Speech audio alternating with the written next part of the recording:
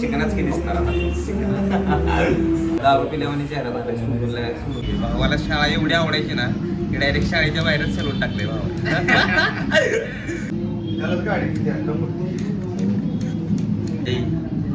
असा कट मार ना भावा. 500 पोरींचा मेसेज झाले पाहिजे. 500 पोरींचे मेसेज झाले. आणि त्याच्यानंतर त्या ब्लडचा वास एवढा येतो ना, डोकं दुखतं अक्षरशः जेवायची इच्छा. ते मुले काकांकडनं हा पेपर पण घेऊन आलो जरा एक्स्ट्रा.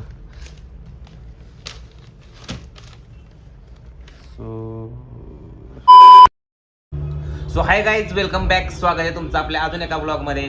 तर आजचा ब्लॉग एकदम खतरनाक झालेला आहे. तुमच्या भावाचा लुक तुम्ही बघू शकता. हेअरकट वगैरे करायला गेलेलो मी, तिथला पण ब्लॉग केला आहे. आणि आज तुमच्या भावानं बनवलं एक ब्लड स्केच, खतरनाकवालं एकदम खतरनाकवालं ब्लड स्केच बनवलंय. तर ते पण तुम्ही बघा आणि त्याचा रिझल्ट कसा आहे तुम्ही मला नक्की सांगा. आणि हा ब्लॉग पूर्ण बघा आणि आपल्या चॅनलवर जर नवीन असेल तर सबस्क्राईब करा आणि तुमच्या भावाला व्हायरल करून टाका. आलोय मी आता केस कट करायला माझ्या मित्राच्या शॉपवर. हे बघा, जैसा दोस्त वैसा दोस्त. मी पण टायमिंगमध्ये पोहोचत नाही, तो पण टायमिंगमध्ये पोहोचत नाही. आता आलाय तो गाडीकडं, गाडी लावते. कुठं गेला? केस 15-20 दिवस झाले कापले नसतील मला वाटते. केस दाढी एकदम खतरनाक झालेत. असं बघा तुमच्या भावाचा लुक.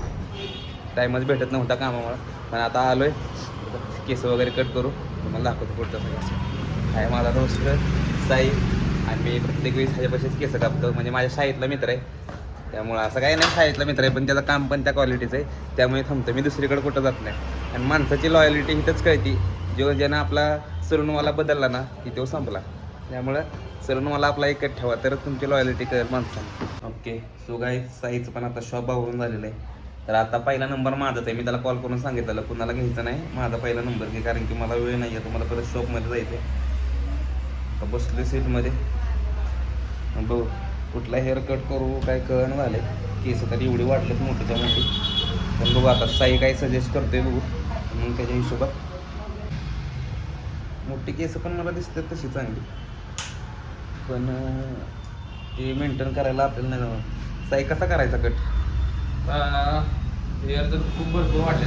हां, माझं तर तुला सजेशन आहे केरेटिन कर. केरेटिन होय. हां, केरेटिनचे आत्ता थंडीमध्ये भरपूर फायदे सुरू आहेत. केरेटिन माझी पण आहे रे इच्छा करायची, पण आता सध्याला तेवढी कंडिशन नाही बाबा आपली 3-4 हजार रुपये केसांवर खर्च करायला.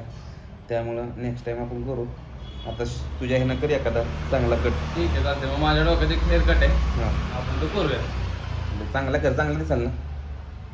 ओके, आता काय आहे, मला बाहेर पण जायचं थोडंसं इव्हेंटला. हो, हो. जरा चांगला लुक येईल असा तर तुझ्या ह्यानं चालते, काय विषय नाही. केरेटिनची इच्छा आहे माझी पण भरपूर, पण नको आत्ता नको, करू आपण परत नेक्स्ट टाईम.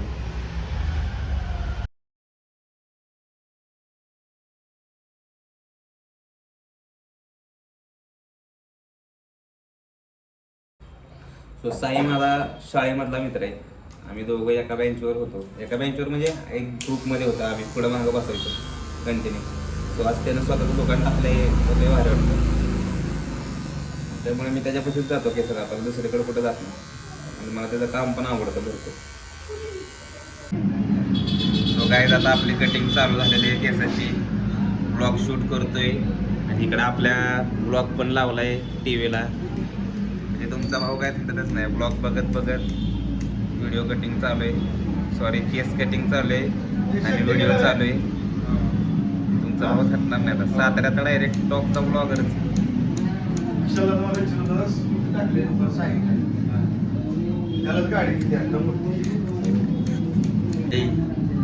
असा कट मार ना भावा.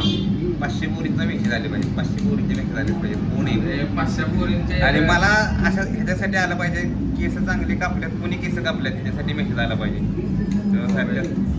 भाऊ माझा लय खतरनाक होता, तुम्हाला माहित नाही अजून. साई मुरे लय मोठा विषय. भावाला शाळा एवढी आवडायची ना की डायरेक्ट शाळेच्या बाहेरच चलून टाकले भाऊ. नाही थटत. जे सर त्याला म्हणायचे ना तुझ्याकडनं काय होणार नाही, तेच तर भाऊकडे केस कापून जातात. सगळी शाळेची फी वसूल केली की भावाने. डबल पैसे घेतो सरांकडून. शाळेचं मला विचारत नसेल का? शाळेच्या समोरच भाऊन दुकान टाकले. थांबा माझं हेअरकट झालं की तुम्हाला आमची शाळा पण दाखवतो.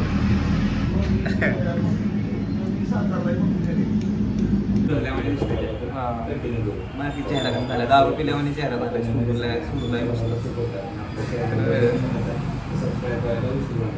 Okay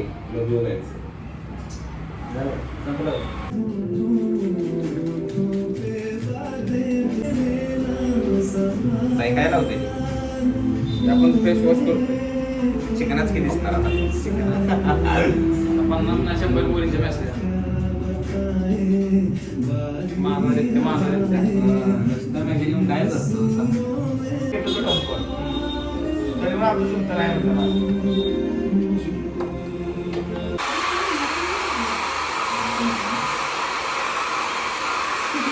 okay. सो गाईज आता आपला हेअर कट करून झालेला आहे. कसा दिसतोय तुमच्या भावाचा लुक सांगा. मी आता ह्याच्या आधी 4-5 महिने झाले दाढी जरा क्लीनच ठेवत होतो, पण ह्यावेळेस ठेवले. म्हणजे ह्याच्या आधी असंच ठेवायचो, नंतर म्हणलं जरा थंडीच्या दिवसात क्लीन करायची. आता परत हे लुक केलाय.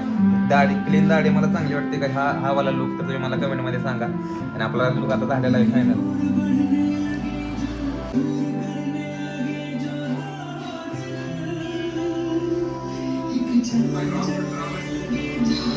सो गाईज आता पोचलोय मी शॉपमध्ये. तर आता पटापट आवरून घ्यायचंय शॉप, कारण की शॉपमध्ये लय धुरळा झाला आहे. कारण की स्टेडियमला जरा कार्यक्रम आहे मागं स्टेडियमच्या आतमध्ये, त्यामुळे साफसफाईच्या ह्याच्यामध्ये लय धुरळा उडला आहे आणि लय शॉप घाण झालेत. आता पहिला शॉप क्लीन करून घ्यायचे आणि त्याच्यानंतर मग आपल्याला एक ब्लड स्केच बनवायचे. बघा हे क्लायंटचं ब्लड आहे, हे ब्लड स्केच बनवायचे. तर क्लायंटनं फोटो का पाठवला आहे, आता त्यांचं ब्लड स्केच पूर्ण करायचे आणि त्यांना मग बोलवून त्यांना ब्लड स्केच द्यायचे. आजच त्यांना ते ब्लड स्केच द्यायचे, कारण की त्यांना पुढं गिफ्ट करायचे. त्यामुळं मग आता बघू, कारण की आता पहिला फटाफट शॉप क्लीन करून घेतलं पाहिजे आणि मग नंतर काम. आणि आता घरी येताना पण नाश्ता नाही केला आज, कारण की लई उशीर झाला आहे मला. त्यामुळे आता इथंच कुठेतरी थोडासा नाश्ता करणार आणि कामाला सुरुवात करणार.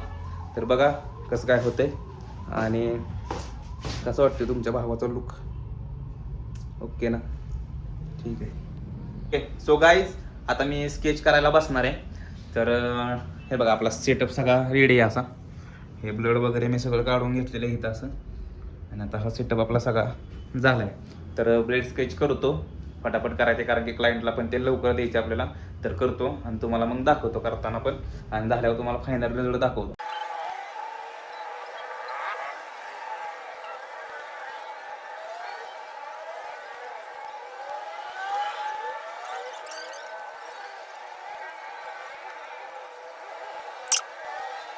हे ब्लड स्केच दिसताना तेवढं भारी वाटतं आणि गिफ्ट वगैरेला तुम्हाला, पण हे ब्लड स्केच करताना लय त्रास होतो.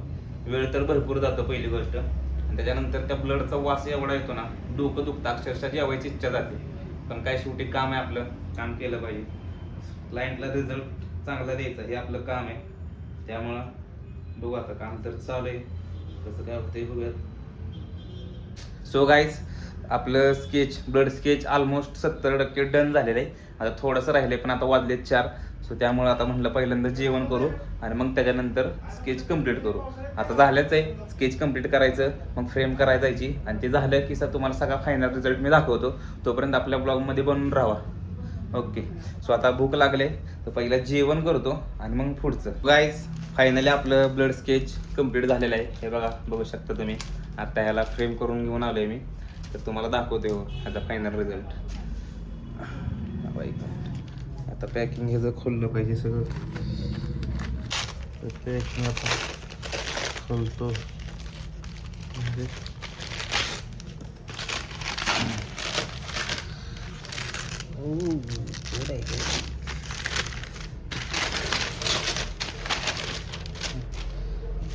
फ्रेमवाल्या काकांकडनं हा पेपर पण घेऊन आलो जरा एक्स्ट्रा.